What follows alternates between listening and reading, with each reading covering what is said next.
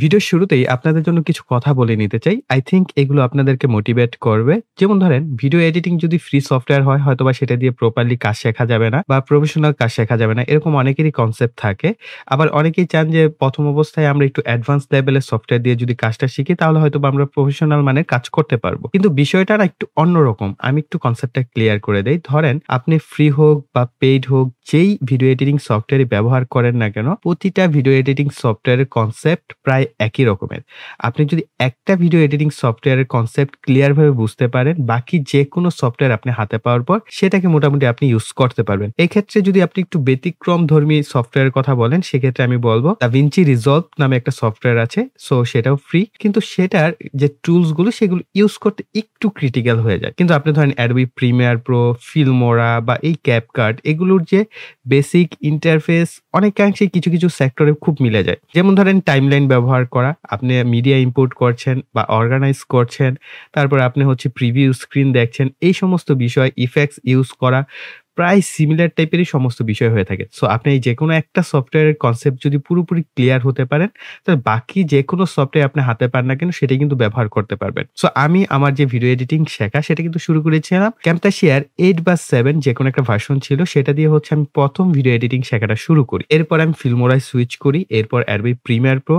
এখন লেটেস্ট যে CapCut software আসছে এটার ভিতরে দেখলাম যে Filmora এবং CapCut প্রায় সিমিলার টাইপের অনেক কিছুই আপনারা এখানে পেয়ে যাচ্ছেন। Filmora হচ্ছে পেইড একটা সফটওয়্যার, আপনাকে প্রতি মাসে সাবস্ক্রিপশন দিতে হবে বা ইয়ারলি সাবস্ক্রিপশন ফি দিতে হবে। CapCut হচ্ছে সম্পূর্ণ ফ্রি। কিন্তু আপনি ওয়ার্ক ফ্লো যদি চিন্তা করেন প্রায় সিমিলার। সেই ক্ষেত্রে আমি বলব যারা কিনা বিগিনার অবস্থায় চাচ্ছেন যে ভিডিও এডিটিং শিখবেন, এই ভিডিওটা আপনি ১ম থেকে শেষ পর্যন্ত ফলো করেন। আই থিংক আপনি ভিডিও এডিটিং প্রপারলি একটা গাইডলাইনস পাবেন এবং ভিডিও এডিটিং আপনি করতে পারবেন। এই ভিডিওটা যদি আপনি প্রপারলি মনোযোগ সহকারে দেখেন বা বুঝেন, তাহলে আপনি যেকোনো সফটওয়্যার দিয়ে তো পারবেনই, প্লাস CapCut দিয়ে আপনি নিজের একটা ভিডিও একদম কমপ্লিট ভাবে এডিটিং করতে পারবেন এবং বেসিক টু অ্যাডভান্স লেভেলের অনেক কাজ আপনি এখানে শিখে যাবেন। তার জন্য অবশ্যই মনোযোগ সহকারে দেখবেন। আমি চেষ্টা করব পুরো ভিডিওটাকে বিভিন্ন সেগমেন্টে সাজাতে। এতে করে প্রতিটা সেগমেন্ট যদি আপনি মনোযোগ সহকারে দেখেন এবং পাশাপাশি প্র্যাকটিস করেন, তাহলে খুব সহজেই আপনি ভিডিও এডিটিংটা শিখতে পারবেন। অলরাইট, সো আমরা ১ম এই আমাদের কম্পিউটার স্ক্রিনে আসার পর যেকোনো একটি ব্রাউজারকে আমরা ওপেন করব। ব্রাউজার ওপেন করার পর আমরা Google এ সার্চ করব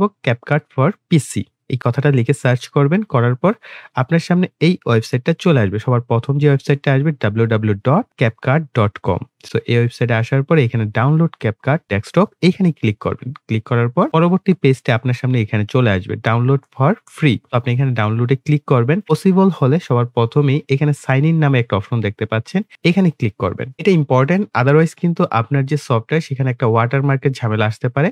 এখানে আসার পর আপনি বেশ কয়েকটা অপশনে হচ্ছে সাইন আপ করে নিতে পারেন। তো এখানে দেখেন continue with Google, continue with TikTok, continue with Facebook, continue with CapCut mobile. অর্থাৎ আপনার মোবাইল ভার্সনের যে CapCut সফটওয়্যারটা আছে সেখানে যদি আপনি সাইন আপ করে অ্যাকাউন্ট খোলেন, সেই অ্যাকাউন্ট দিয়ে আপনি এখানে লগইন করতে পারবেন। সো অবশ্যই এখানে চেষ্টা করবেন সাইন আপ করে একটা অ্যাকাউন্ট ক্রিয়েট করে নেওয়া অথবা গুগলের মাধ্যমে করে নেওয়া। এতে করে আপনার একটা বেসিক অ্যাকাউন্ট হয়ে যাবে। সেখানে আপনার ইমেইল দিতে হতে পারে, আপনার নাম চাইতে পারে। সেখানে নামটা দিয়ে দিবেন।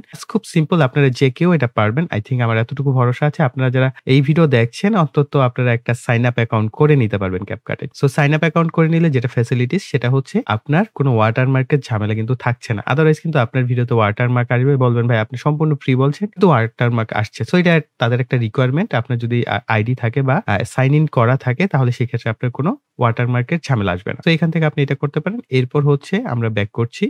আপনি এখানে ডাউনলোড ফর ফ্রি এখানে সিলেক্ট করে দিবেন।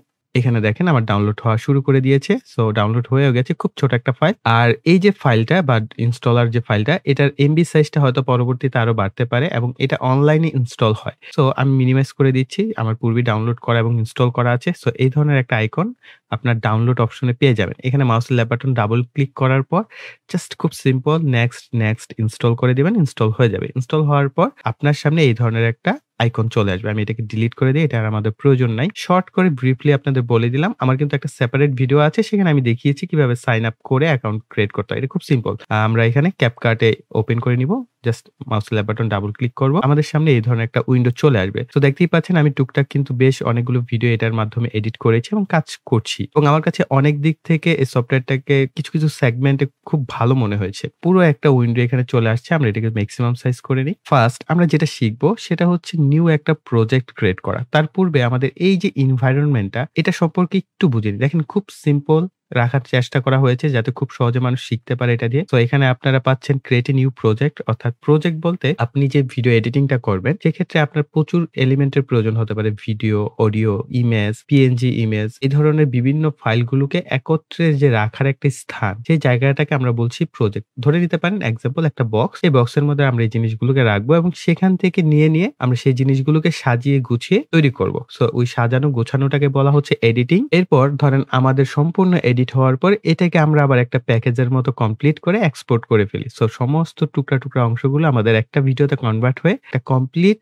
একটা চমৎকার ভিডিও তৈরি হয়ে যায়। সো এটা হচ্ছে প্রজেক্ট। সো আমরা এখান থেকে ক্রিয়েট প্রজেক্ট তৈরি করতে পারবি অর্থাৎ নতুন প্রজেক্ট শুরু করতে পারবো। অটো রিফ্রেম অর্থাৎ আমরা যদি কোন ফ্রেম অটোমেটিক্যালি রিফ্রেম করতে চাই, আমাদের হরিজন্টাল কোন একটা ভিডিও আছে সেটাকে আমরা ভার্টিক্যাল ফরম্যাটে নিতে চাই এবং কোন জায়গায় আমরা চাচ্ছি অটো রিফ্রেম হতে, সেই ক্ষেত্রে আমরা এখানে করতে পারছি। এটা ফিল্মোরাতেও আছে। এরপর হচ্ছে ক্রিয়েট ইমেজ। আপনি যদি এআই এর মাধ্যমে কোন ইমেজ ক্রিয়েট করতে চান এখানে গিয়ে করতে পারছেন। আর এখানে আপনারা যে প্রজেক্ট ফাইলগুলোর নাম দেখতে পাচ্ছেন এগুলো হচ্ছে রিসেন্ট যে প্রজেক্ট গুলো আমি যে ফাইলগুলো ওপেন করেছি সেগুলো এখানে দেখাচ্ছে। রিসেন্ট যেগুলো ফাইল এখানে আমি আসলে কোন নাম ইউজ করিনি, ঝটপট সেভ করেছি এই কারণে এরকম আসছে। আমরা যখন কোন নাম দিয়ে সেভ করব সেই নামটাও দেখতে পাবো, পাশাপাশি আমরা থাম্বনেল গুলো দেখতে পাবো। এই গেল বিষয়। আর এখানে ভিউ অপশনে আপনারা লিস্ট ভিউ দেখতে পারেন বা গ্রিড ভিউ দেখতে পারেন। এখান থেকে ডিলিট করতে পারেন, এখান থেকে সার্চ করতে পারেন। আর এখানে হচ্ছে হোম অপশন রয়েছে। আর এখানে দেখতে পাচ্ছেন আমার কিন্তু জিমেইল দিয়ে লগইন করা আছে, সেই জিনিসটা এখানে আমাদের শো করা হচ্ছে। আর শেয়ার হিস্টোরি, আপনি আপনার যে স্টোরি গুলো আছে সেগুলো চাইলে শেয়ার করতে পারেন সোশ্যাল মিডিয়া বা বিভিন্ন জায়গায়। আর এখান থেকে সেটিংস নামে একটা অপশন আছে। এখানে সেটিংস এ বিভিন্ন অপশন গুলো আছে। এখান থেকে ভার্সন গুলো আপনারা দেখতে পাচ্ছেন যে কোন ভার্সনে আছে।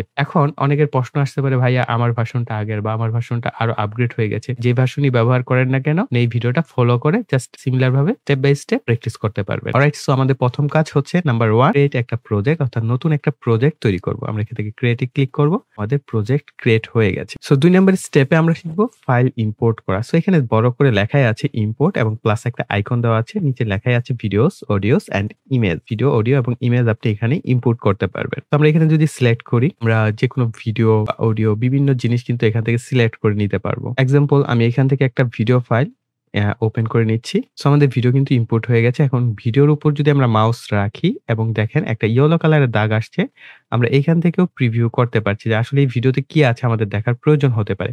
এখন আমরা যদি অ্যানাদার কোনো ভিডিও বা ইমেজ আমরা ইম্পোর্ট করতে চাই তাহলে আবার এই প্লাস আইকন উপরে দেখতে পাচ্ছেন ইম্পোর্ট। আমরা এখানে ক্লিক করব। আবার আমরা চাইলে আরো একটা ভিডিও এখানে ইম্পোর্ট করে নিতে পারবো। এক্সাম্পল হিসেবে আমি আরো একটা ভিডিও এখানে ইম্পোর্ট করছি। সো আমরা এই ভিডিওটাও দেখেন একইভাবে প্রিভিউ করতে পারছি। এখানে এটা একটা প্লাস পয়েন্ট। আপনি যেকোনো ভিডিওর ভিতরে কি আছে প্রথমেই সেটা আগে প্রিভিউ করে আপনি টাইমলাইনে নিয়ে আসতে পারেন। অলরাইট, এরপর আমরা ইম্পোর্টে যাচ্ছি। আমরা এখানে আমাদের যে চ্যানেলের লোগো সেই লোগোটাকে নিয়ে নিচ্ছি। আর লোগো সাধারণত পিএনজি ফরম্যাটে হয়ে থাকে, আপনি জেপিজি ফরম্যাটে ইম্পোর্ট করতে পারবেন। আর পিএনজির যেটা সুবিধা সেটা হচ্ছে ব্যাকগ্রাউন্ড থাকবে না। তো এই কারণে আপনি ব্যাকগ্রাউন্ড ছাড়াও যদি কোনো ইমেজ ইম্পোর্ট করতে চান এখানে ইম্পোর্ট করতে পারছেন। সিমিলার আমরা এখানে আমার সোশ্যাল মিডিয়া আইকন গুলো নিয়ে নিতে পারি। 2টা সোশ্যাল মিডিয়া আইকন আমার রেডি করা আছে, তৈরি করা। আমি পিএনজি তে কনভার্ট করে নিয়েছি, ফটোশপে তৈরি করে দেন এটাকে পিএনজি তে কনভার্ট করে নিয়েছি। তো আপনি যদি জেপিজি ফরম্যাট হয় সেটা আপনি ইম্পোর্ট করতে পারেন। একটা ব্যাকগ্রাউন্ড মিউজিক প্রয়োজন হবে। সো আমি আমার একটা পছন্দের ব্যাকগ্রাউন্ড মিউজিক নিয়ে নিই। We March Together নামে একটা মিউজিক আছে। এটা আমি ইম্পোর্ট করে নিলাম। এটা জাস্ট একটা বিজিএম বা ব্যাকগ্রাউন্ড মিউজিক হিসেবে ইউজ করব। সো এখানে দেখেন আমাদের মিডিয়া ফাইল কিন্তু ইম্পোর্ট করা হয়ে গেছে বা আমরা বলতে পারি এখানে আমাদের অর্গানাইজেশন করা হয়ে গেছে। অর্গানাইজেশন আপনি আরো সুন্দরভাবে করতে পারেন। এখানে গ্রিড এবং লিস্ট ভিউ আছে, যেভাবে আপনার দেখতে সুবিধা হয় আপনি সেভাবে এটাকে সাজিয়ে নিতে পারেন। শর্ট বাই আপনি কিভাবে শর্ট করতে চাচ্ছেন, টাইম, ডিউরেশন, নেম এখান থেকে আপনি চেঞ্জ করতে পারেন যেভাবে আপনার সুবিধা হয়। এরপর হচ্ছে অল অপশন আছে। এই অল অপশন থেকে আপনি যদি চান যে আপনি শুধু ভিডিও গুলো দেখবেন তাহলে ভিডিও, দেন অডিও গুলো দেখবেন অডিও, এখান থেকে ইমেজ দেখবেন ইমেজ এবং এখান থেকে অল সিলেক্ট করে দিলে আপনার সামনে সব চলে আসবে। সো আমি নরমালি হচ্ছে সমস্ত বিষয় এখানে অর্গানাইজ করে ইউজ করতে ভালোবাসি এবং আমার তো এখানে নিচের দিকে নামের অপশন দেওয়া আছে, .png লেখা আছে, .mp4 লেখাই আছে, .mp3 লেখাই আছে। এগুলো থেকে আমি কোনটা ভিডিও, কোনটা ইমেজ, কোনটা অডিও সেটা আইডেন্টিফাই করতে পারছি।